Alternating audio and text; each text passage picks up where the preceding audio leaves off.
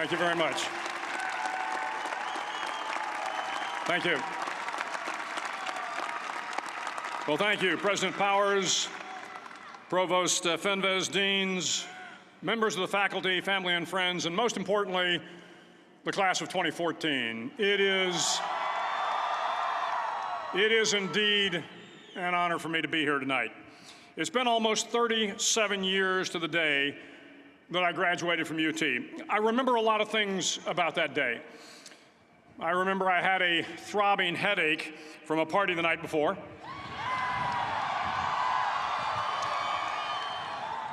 I remember I had a serious girlfriend, who I later married. That's important to remember, by the way. And I remember I was getting commissioned in the Navy that day. But of all the things I remember, I don't have a clue who the commencement speaker was, and I certainly don't remember anything they said.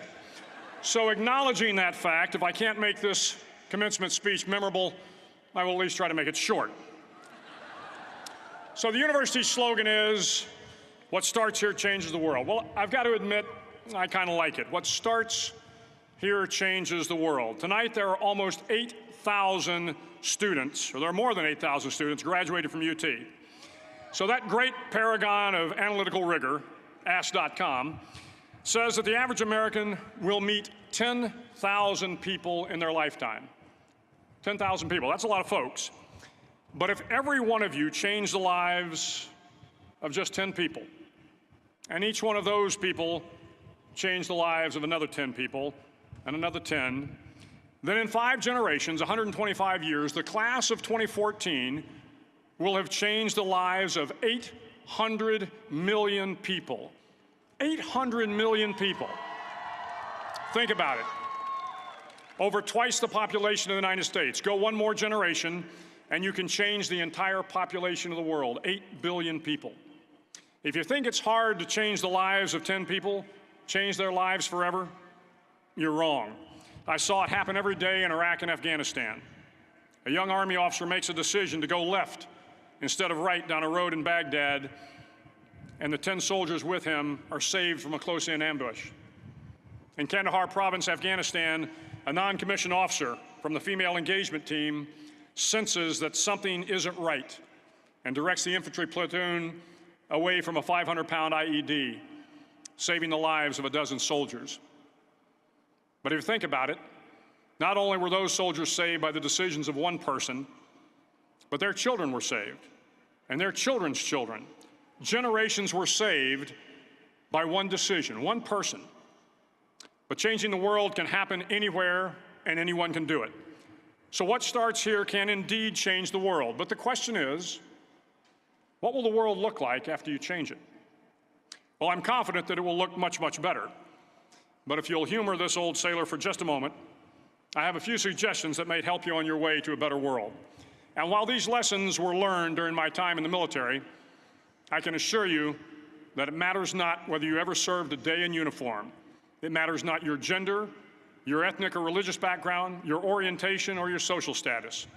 Our struggles in this world are similar, and the lessons to overcome those struggles and to move forward, changing ourselves and changing the world around us, will apply equally to all. I've been a Navy SEAL for 36 years. But it all began when I left UT for basic SEAL training in Coronado, California. Basic SEAL training is 6 months of long, torturous runs in the soft sand, midnight swims in the cold water off San Diego, obstacle courses, unending calisthenics, days without sleep, and always being cold, wet, and miserable. It is 6 months of being constantly harassed by professionally trained warriors who seek to find the weak of mind and body and eliminate them from ever becoming a Navy SEAL. But the training also seeks to find those students who can lead in an environment of constant stress, chaos, failure, and hardships. To me, basic SEAL training was a lifetime of challenges crammed into 6 months. So here are the 10 lessons I learned from basic SEAL training that hopefully will be of value to you as you move forward in life. Every morning in SEAL training, my instructors, who at the time were all Vietnam veterans, would show up in my barracks room, and the first thing they'd do was inspect my bed. If you did it right, the corners would be square, the covers would be pulled tight, the pillow centered just under the headboard, and the extra blanket folded neatly at the foot of the rack.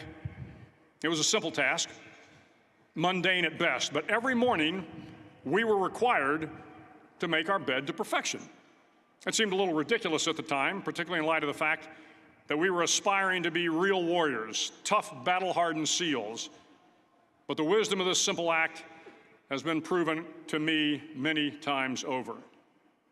If you make your bed every morning, you will have accomplished the first task of the day. It will give you a small sense of pride, and it will encourage you to do another task, and another, and another. And by the end of the day, that one task completed will have turned into many tasks completed. Making your bed will also reinforce the fact that the little things in life matter.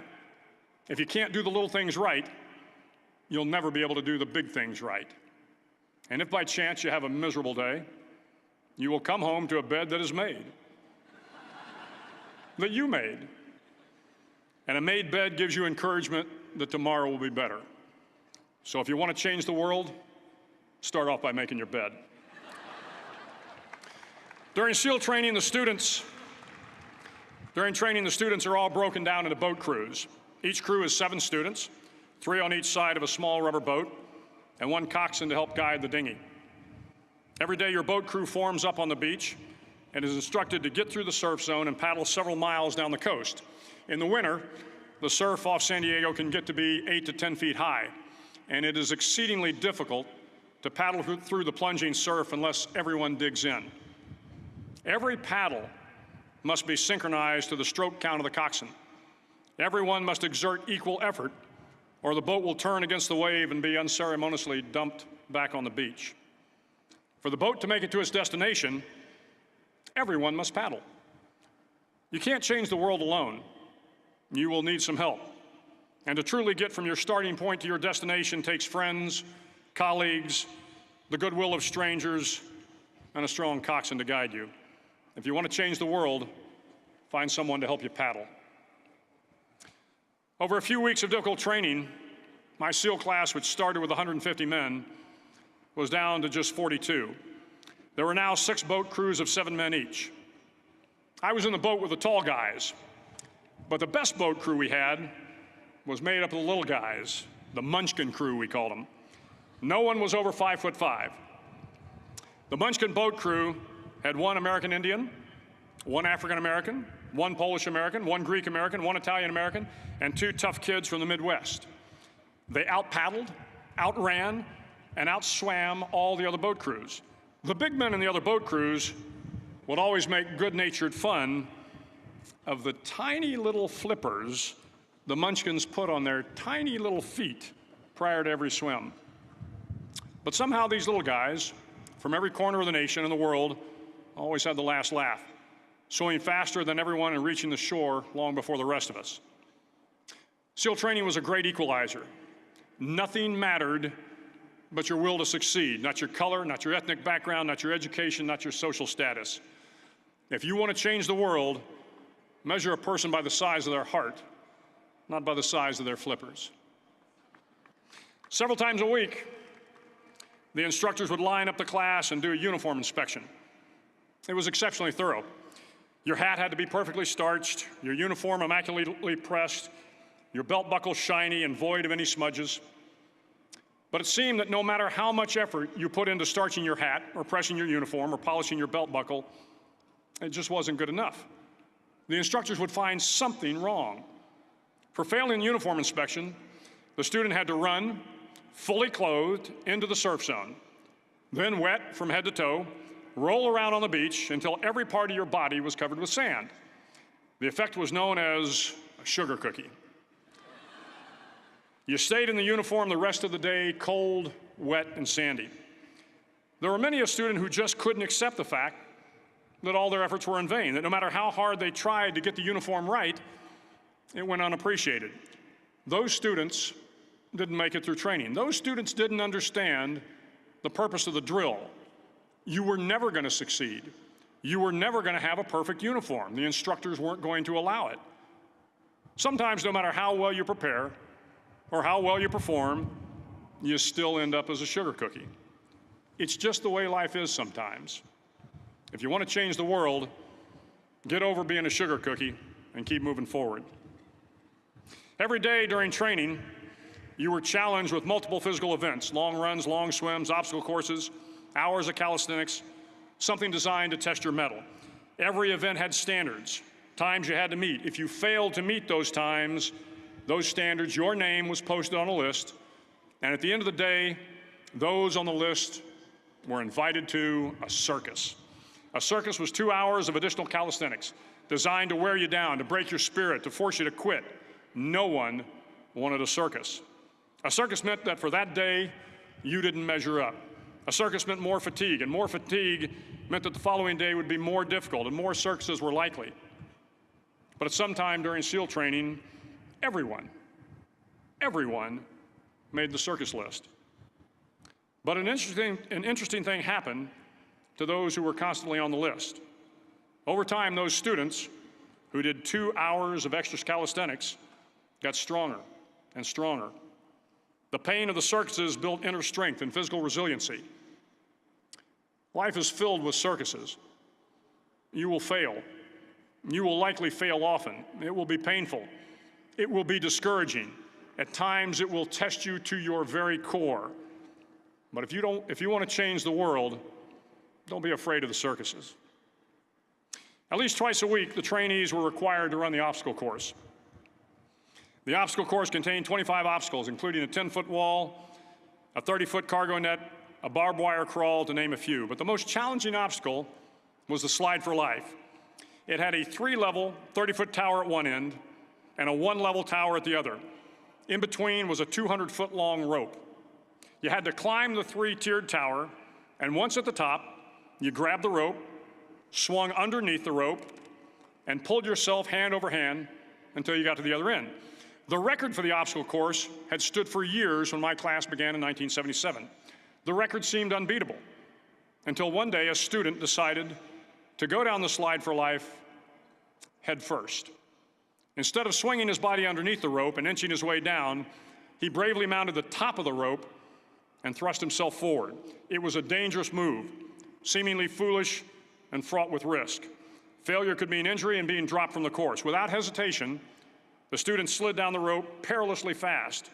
Instead of several minutes, it only took him half that time. And by the end of the course, he had broken the record. If you want to change the world, sometimes you have to slide down the obstacles head first. During the land warfare phase of training, the students are flown out to San Clemente Island, which lies off the coast of San Diego. The waters off San Clemente are a breeding ground for the great white sharks. To pass SEAL training, there are a series of long swims that must be completed. One is the night swim. Before the swim, the instructors joyfully brief the students on all the species of sharks that inhabit the waters off San Clemente. They assure you, however, that no student has ever been eaten by a shark, at least not that they can remember. But you are also taught that if a shark begins to circle your position, stand your ground. Do not swim away. Do not act afraid. And if the shark, hungry for a midnight snack, darts towards you, then summons up all your strength and punch him in the snout, and he will turn and swim away. There are a lot of sharks in the world. If you hope to complete the swim, you will have to deal with them. So if you want to change the world, don't back down from the sharks. As Navy SEALs, one of our jobs is to conduct underwater attacks against enemy shipping. We practice this technique extensively during training. The ship attack mission is where a pair of SEAL divers is dropped off outside an enemy harbor and then swims well over 2 miles underwater, using nothing but a depth gauge and a compass to get to the target. During the entire swim, even well below the surface, there is some light that comes through. It is comforting to know that there is open water above you. But as you approach the ship, which is tied to a pier, the light begins to fade. The steel structure of the ship blocks the moonlight. It blocks the surrounding street lamps. It blocks all ambient light. To be successful in your mission, you have to swim under the ship and find the keel, the center line, and the deepest part of the ship. This is your objective. But the keel is also the darkest part of the ship, where you cannot see your hand in front of your face, where the noise from the ship's machinery is deafening, and where it gets to be easily disoriented, and you can fail. Every SEAL knows that under the keel, at that darkest moment of the mission, is a time when you need to be calm, when you must be calm, when you must be composed, when all your tactical skills, your physical power, and your inner strength must be brought to bear. If you want to change the world, you must be your very best in the darkest moments. The 9th week of training is referred to as Hell Week. It is 6 days of no sleep, constant physical and mental harassment, and one special day at the Mud Flats.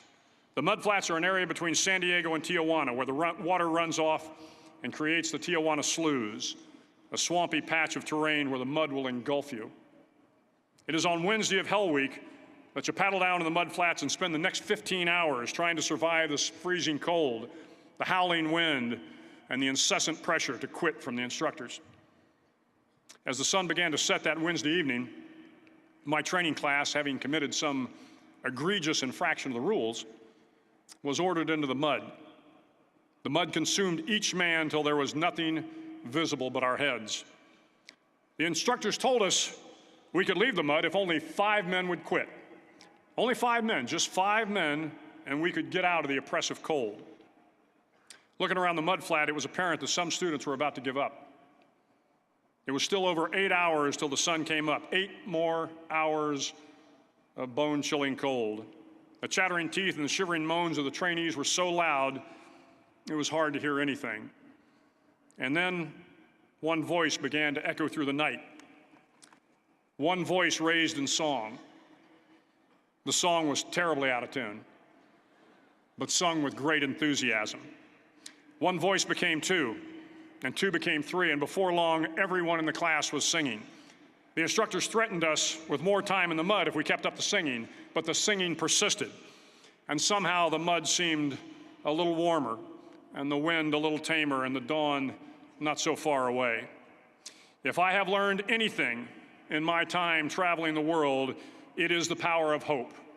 The power of one person, a Washington, a Lincoln, King, Mandela, and even a young girl from Pakistan, Malala.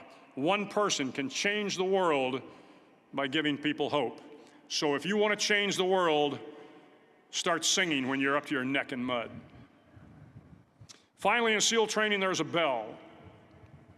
A brass bell that hangs in the center of the compound for all the students to see. All you have to do to quit is ring the bell.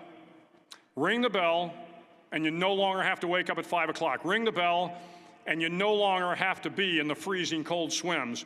Ring the bell, and you no longer have to do the runs, the obstacle course, the PT, and you no longer have to endure the hardships of training. All you have to do is ring the bell to get out. If you want to change the world, don't ever, ever ring the bell.